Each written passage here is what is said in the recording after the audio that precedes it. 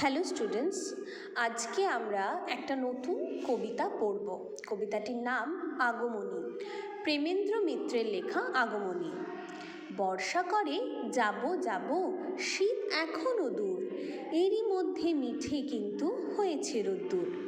মেঘগুলো সব দূর আকাশে, পারছে না ঠিক বুঝতে, ঝরবে নাকি যাবে উড়ে অন্য কোথাও খুঁজতে। থেকে থেকে তাই কি শুনি বুক কাঁপানো ডাক, হাঁকটা যতই হোক না জবর, মধ্যে ফাঁকির ফাঁক। আকাশ বাতাস আনমো না আজ, শুনে এ কোন ধ্বনি, চির নতুন হয়েও অচিন এ কার আগমনী। এই কবিতাটিতে শরৎকালের কথা বলা হয়েছে।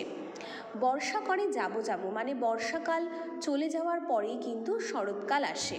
শীত তার অনেক পরে আসে, তাই বলেছে শীত এখনও অনেক দূরে। এই সময় রোদ্দুর মিঠে রোদ্দুর হয়, অর্থাৎ রোদের সেই রকম তাপ থাকে না।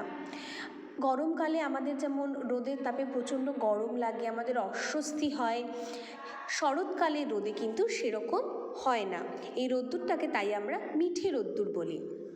মেঘগুলো দূর আকাশে রয়েছে, তারা বুঝতে পারছে না ঝরে যাবে নাকি উড়ে যাবে, কারণ আমরা জানি যে শরৎকালে কিন্তু বিশেষ বৃষ্টি হয় না। থেকে থেকে তাই কি শুনি বুক কাঁপানো ডাক, হাঁকটা যতই হোক না জবর, মধ্যে ফাঁকির ফাঁক। এইখানে বলা হয়েছে যে কোনো একটা ডাক শোনা যাচ্ছে। কীরকম বুক কাঁপানো ডাক?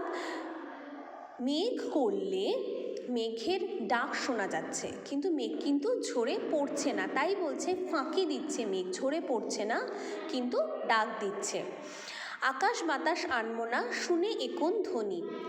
শরৎকালে কি হয়? শরৎকালে হয় দুর্গা পুজো। চির নতুন হয়েও অচিন এ কার আগমনী। এই সময় শরতের আগমন হচ্ছে এবং তার সাথে সাথে দুর্গাপূজারও আগমন হতে চলেছে।